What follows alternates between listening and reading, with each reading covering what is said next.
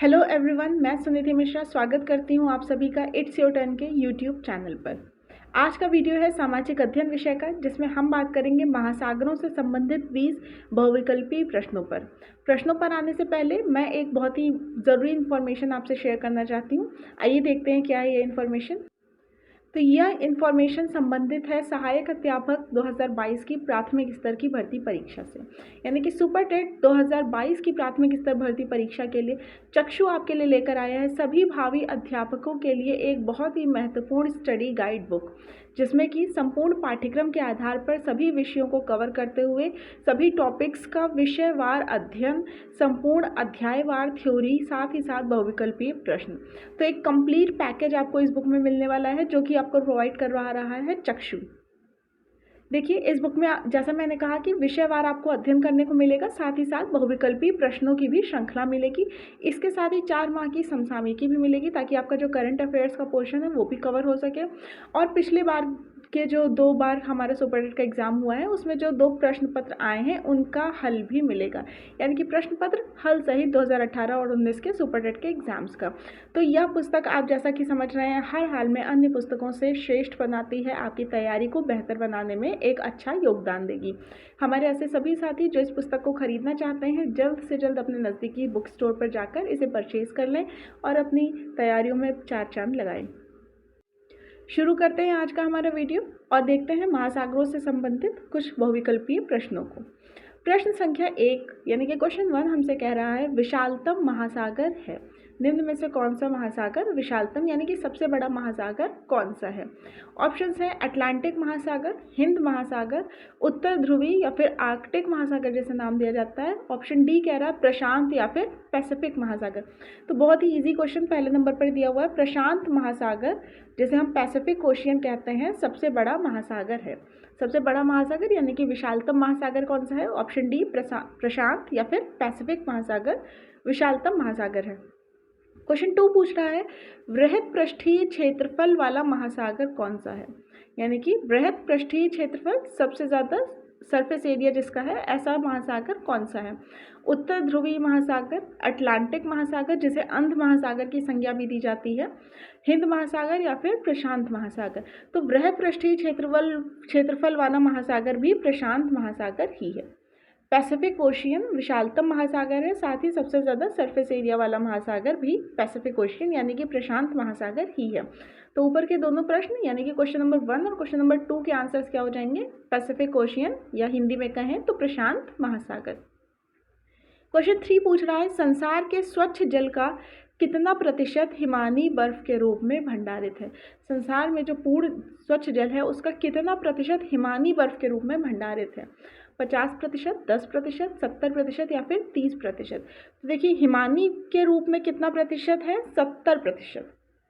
Approximate अगर आप देखेंगे तो 70% है। एग्जैक्ट वैल्यू इसकी 68.7% है, जो हिमानी बर्फ के रूप में स्वच्छ जल संसार में जो भंडारित है वो 68.7% है। ऑप्शंस के हिसाब से देखेंगे तो अप्रॉक्सीमेटली 70% आएगा। इसी में साथ में बता दूं कि भूमिगत जल के रूप में कितना परसेंट है? अप्रॉक्सीमेटली 30% भूमिगत जल के रूप में, लगभग 70% हिमानी बर्फ के रूप में। थोड़ा बहुत पॉइंट्स में जो आगे पीछे है वो 0.3%, 0.9%, अन्य रूपों में सतही जल के रूप में 0.3%, 0.9% अन्य रूपों में पानी पाया जाता है, जल, स्वच्छ जल पृथ्वी पर पाया जाता है। फिलहाल क्वेश्चन नंबर 3 यानी कि हिमानी बर्फ के रूप में कितना प्रतिशत? तो यह 70% सही उत्तर हो जाएगा। हिमानी बर्फ के रूप में 70%, 30% जो है यह भूमिगत जल के रूप में पाया जाता है। विश्व के कितने धरातल में पानी है? यानी कि कितना परसेंटेज अर्थ का जो है वो पानी कवर करता है? ऑप्शन है 70%, 80%, 25% या फिर 55%। देखिए, जो परसेंटेज दिए होते हैं ये एक्यूरेट परसेंटेज नहीं होते हैं, अप्रॉक्सीमेट रखे जाते हैं। तो विश्व के कितने धरातल में पानी है? तो लगभग 70% विश्व के धरातल पर पानी है। 29% धरा है, भूमि जैसे आप कहेंगे, और 71% जल है। तो लगभग 70% विश्व के धरातल पे पानी है। तो ऑप्शन ए सही उत्तर हो जाएगा क्वेश्चन नंबर 4 में। क्वेश्चन 5 कह रहा है हिमनद का पिघलना सागर का जल स्तर बढ़ने से जुड़ी हुई एक सामान्य घटना है। हिमनद का पिघलना सागर का जलस्तर बढ़ने से जुड़ी हुई एक सामान्य घटना है। हिमनद के पिघलने से सागरीय जलस्तर बढ़ता है। हिमनद अधिकतर पाए जाते हैं, तो हमारा क्वेश्चन मेन ये है कि हिमनद अधिकतर निम्न में से कहाँ पाए जाते हैं। ऑप्शन है ग्रीनलैंड में, दक्षिणी ध्रुव में, हिमालय में या फिर उत्तरी ध्रुव में। तो देखिए, अगर आपने मैप भी दे रखा है, वर्ल्ड मैप भी दे रखा है, या आपने कॉन्टिनेंट्स के बारे में पढ़ रखा है, या आपने सिर्फ हमारे वीडियोस में भी देख रखा है कॉन्टिनेंट्स की हमने जितना भी डिस्कशन किया है, और तो इससे आपको पता चलेगा कि अधिकतर जो हिमनद हैं ये कहाँ पाए जाते हैं, दक्षिणी ध्रुव में पाए जाते हैं। दक्षिणी ध्रुव में क्या कहा जाएगा, दक्षिणी ध्रुव के एरिया में पाए जाते हैं अधिकतर हिमनद। तो हिमनद अधिकतर कहाँ पाए जाते हैं, दक्षिणी ध्रुव के आसपास के एरिया में। क्वेश्चन नंबर 5 का करेक्ट आंसर क्या हो जाएगा, ऑप्शन बी, यानी कि दक्षिणी ध्रुव के आसपास के क्षेत्र में। क्वेश्चन 6 कह रहा है महासागरों के तटीय भाग में जल वाला मुख्य भाग जो रचना के अनुसार महाद्वीपों के मुख्य भूभाग में पड़ता है उसे क्या कहते हैं। महासागरों के तटीय भाग में जल वाला मुख्य भाग जो रचना के अनुसार महाद्वीपों के मुख्य भूभाग में पड़ता है उसे क्या कहते हैं, यानी कि महासागर महाद्वीपों का जो मिलन का क्षेत्र होता है उसे क्या कहते हैं। क्वेश्चन नंबर 6 का सही उत्तर है महाद्वीपीय जल सीमा। महाद्वीपीय जल सीमा महासागर और महाद्वीपों के मिलन के क्षेत्र को महाद्वीपीय जल सीमा, जिसे कॉन्टिनेंटल शेल्फ कहते हैं। तो ऊपर का जो हमारा क्वेश्चन क्या कह रहा है, महासागरों के तटीय भाग, महासागर का तटीय भाग जो कि महाद्वीपों के मुख्य भूभाग में पड़ता है उसे क्या कहते हैं। तो ये उनका मिलन का क्षेत्र है, किसका, महासागर और महाद्वीपों का। इसको नाम दिया जाता है महासागरीय जल सीमा, इंग्लिश में इसको कहेंगे कॉन्टिनेंटल शेल्फ। तो ऑप्शन बी, यानी कि महाद्वीपीय जल सीमा सही उत्तर हो जाएगा। क्वेश्चन 7 देखते हैं, विश्व में सबसे बड़ी खाड़ी कौन सी है। विश्व की सबसे बड़ी खाड़ी, मेक्सिको की खाड़ी, फारस की खाड़ी, बंगाल की खाड़ी या फिर हडसन की खाड़ी। तो हम जानते हैं विश्व की सबसे बड़ी खाड़ी कौन सी है, बंगाल की खाड़ी। बे ऑफ बंगाल सबसे बड़ा बे है विश्व में, तो विश्व की सबसे बड़ी खाड़ी कौन सी है, बंगाल की खाड़ी। ऑप्शन सी करेक्ट आंसर हो जाएगा क्वेश्चन नंबर 7 में। क्वेश्चन 8 देखते हैं, विश्व की सबसे गहरी खाई मैरियाना खाई कहाँ स्थित है, यानी कि मैरियाना ट्रेंच कहाँ स्थित है। हिंद महासागर में, अटलांटिक महासागर में, आर्कटिक महासागर में या फिर प्रशांत महासागर में। तो मैरियाना ट्रेंच स्थित है प्रशांत महासागर में। मैरियाना ट्रेंच यानी कि मैरियाना खाई विश्व की सबसे गहरी खाई है, कहाँ स्थित है, प्रशांत महासागर में। पश्चिमी प्रशांत महासागर में स्थित है मैरियाना ट्रेंच या फिर मैरियाना खाई। क्वेश्चन 9 कह रहा है सुंडा ट्रेंच कहाँ है, सुंडा ट्रेंच या फिर सुंडा गर्त कहाँ है। हिंद महासागर, प्रशांत महासागर, अंध महासागर या फिर मेक्सिको की खाड़ी। तो सुंडा ट्रेंच है हिंद महासागर। हिंद महासागर में सुंडा ट्रेंच, जिसे जावा ट्रेंच पहले नाम दिया जाता था, अब इसका नाम सुंडा ट्रेंच कर दिया गया। जावा गर्त, सुंडा गर्त कहाँ स्थित है, हिंद महासागर में। नेक्स्ट क्वेश्चन देखते हैं, क्वेश्चन नंबर 10, निम्नलिखित में से कौन सी झील हनीमून लेक कहलाती है। तो किस झील को हनीमून लेक की संज्ञा दी गई है, न्यासा, चैड, टिटिकाका या फिर टोबा। तो टिटिकाका झील को, टिटिकाका लेक को हनीमून लेक की संज्ञा दी गई है। टिटिकाका झील को हनीमून लेक की संज्ञा दी गई है। क्वेश्चन नंबर 10 का सही उत्तर हो जाएगा ऑप्शन सी। टिटिकाका झील कहाँ है, साउथ अमेरिका में है और इसको हनीमून लेक की संज्ञा दी गई है। बहुत ही ज़्यादा इंपॉर्टेंट, बहुत ही ज़्यादा फेमस यह झील है, टिटिकाका झील, साउथ अमेरिका। हनीमून लेक की संज्ञा इसको दी गई है, एंडीज पर्वत श्रृंखला में पाई जाती है। क्वेश्चन नंबर 11, किसी झील की तली में अवरुद्ध जल को क्या कहते हैं। किसी झील की तली में अवरुद्ध जल को क्या कहते हैं, अधिसर, मध्य तापस्तर, मध्यसर या फिर अधासर। तो देखिए ऑप्शंस बहुत ध्यान से पढ़ने वाले हैं यहाँ पर, क्योंकि ऑलमोस्ट एक जैसे ऑप्शंस दे रखे हैं। दो, किसी झील की तली में अवरुद्ध जल को कहते हैं अधिसर, अधासर, सॉरी मैं खुद कंफ्यूज हो गई, अधासर, अधिसर नहीं अधासर। किसी झील की तली में अवरुद्ध जल को क्या कहते हैं, अधासर। अधिसर से आप कंफ्यूज हो सकते हैं, जैसे मैं भी कंफ्यूज हो गई थी, अधिसर नहीं होगा उत्तर, अधासर कहते हैं किसी भी झील की तली में अवरुद्ध जल को। क्वेश्चन नंबर 11 का सही उत्तर हो जाएगा ऑप्शन डी। निम्नलिखित में से वह सागर कौन सा है जो भूबद्ध है। क्वेश्चन 12 पूछ रहा है वह सागर जो भूबद्ध है, यानी कि चारों ओर से भूमि से घिरा हुआ है, कौन सा है। लाल सागर, तिमोर सागर, उत्तरी सागर या फिर अरल सागर। तो देखिए अरल सागर भूबद्ध सागर है जो कहाँ पाया जाता है, मध्य एशिया में। मध्य एशिया में स्थित है अरल सागर जो कि भूबद्ध है, यानी कि चारों ओर से भूमि से घिरा हुआ है। तो ऑप्शन डी अरल सागर सही उत्तर हो जाएगा क्वेश्चन नंबर 12 का। क्वेश्चन 13 पूछ रहा है समुद्री भृगु बनता है मुख्यतः निम्न में से किन कारणों से मुख्यतः समुद्री भृगु का निर्माण होता है। ऑप्शन है समुद्री धाराओं के कारण, शैलों की संरचना के कारण, समुद्री तट के कारण या फिर समुद्र की गहराई के कारण। तो समुद्री भृगु का निर्माण किस वजह से होता है? समुद्री धाराओं के कारण, लहरों का जो बहाव होता है उसके कारण निर्माण होता है समुद्री भृगु का। तो समुद्री भृगु बनता है मुख्यतः, कौन सा सही उत्तर हो जाएगा? समुद्री धाराओं के कारण, यानी कि ऑप्शन ए करेक्ट आंसर हो जाएगा क्वेश्चन नंबर 13 में। क्वेश्चन 14 पूछ रहा है दो सागरों अथवा जलाशयों को जोड़ने वाली संकरी जल पट्टी को क्या कहते हैं।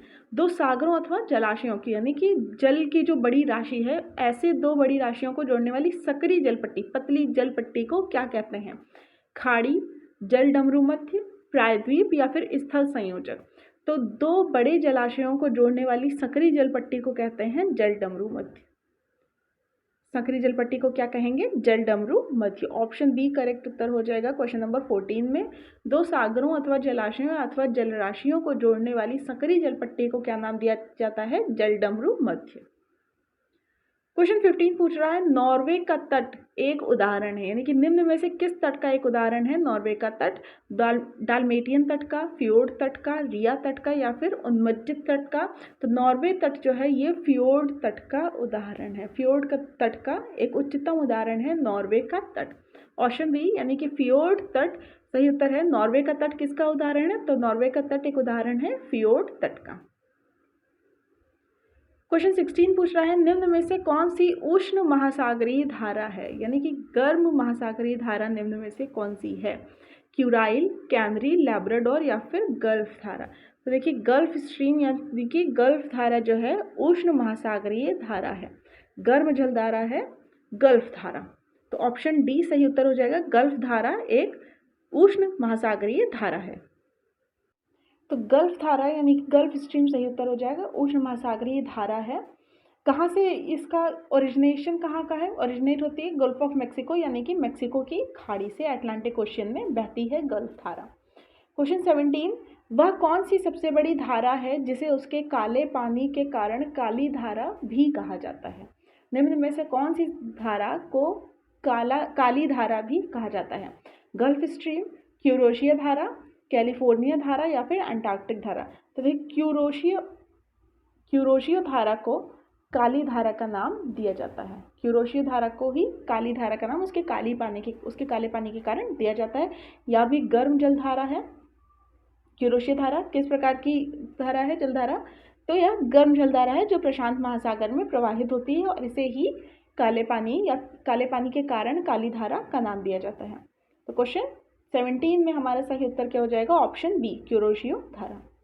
क्वेश्चन 18 हमसे पूछ रहा है निम्न में से विषम इकाई को पहचानिए। निम्न में से विषम इकाई को पहचानिए यानी कि जो अलग है बाकी सबसे, उसका चयन कीजिए। मृत सागर, लाल सागर, काला सागर या फिर कैस्पियन सागर। तो मृत सागर, लाल सागर, काला सागर और कैस्पियन सागर में से कौन सा अलग हमें दिख रहा है? तो सबसे अलग इसमें से लग रहा है वह है मृत सागर। मृत सागर निम्न तीन से अलग है, यानी कि विषम लग रहा है, इस वजह से सही उत्तर हो जाएगा मृत सागर। मृत सागर के बारे में आप जानते होंगे इसमें लवणता बहुत अधिक पाई जाती है। इसका नाम मृत सागर क्यों है? क्योंकि लवणता अधिक है। तो यहाँ जीवन लगभग ना के बराबर है और इसमें व्यक्ति डूबता नहीं है। मृत सागर में व्यक्ति डूबता नहीं है, तैरता रहेगा। मृत सागर की विशेषताएं ये रही। लाल सागर, काला सागर और कैस्पियन सागर क्या है? तीनों ही सागर दो महाद्वीपों से टच होते हैं, दो महाद्वीपों से अपनी बाउंड्री शेयर करते हैं, दो महाद्वीपों में स्थित है, जबकि मृत सागर सिर्फ एक ही महाद्वीप में स्थित है। इस वजह से यह विषम हो जाता है निम्न तीन से। तो इसलिए सही उत्तर हमारा हो जाएगा मृत सागर, जो अलग हो जाता है लाल सागर, काला सागर और कैस्पियन सागर से। इसलिए विषम इकाई हो जाएगी मृत सागर। ऑप्शन ए करेक्ट उत्तर हो जाएगा। क्वेश्चन 19 समुद्र में बहिर्विष्ट भूमि कहलाती है। समुद्र में बहिर्विष्ट भूमि को क्या कहते हैं?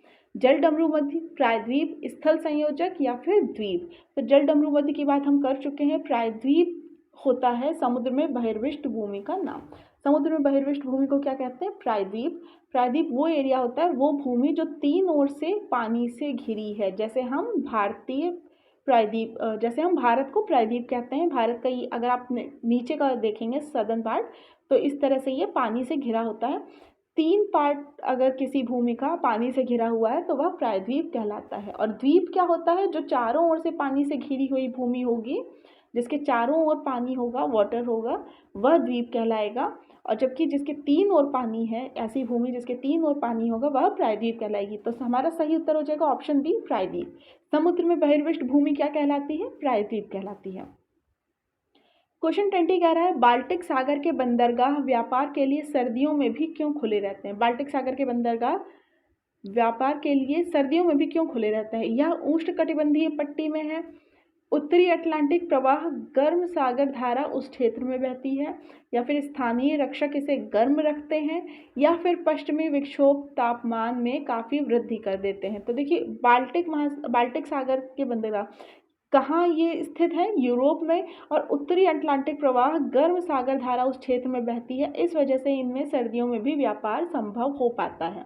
सर्दियों में भी ये व्यापार के लिए खुले रहते हैं क्योंकि वहाँ गर्म सागर धारा उस क्षेत्र में बहती है, और ये ठंडे प्रदेश में है, यूरोप में गर्म सागर धारा बहती है, इसलिए सर्दियों में भी यहाँ व्यापार संभव हो पाता है और व्यापार के लिए ये खुले रहते हैं।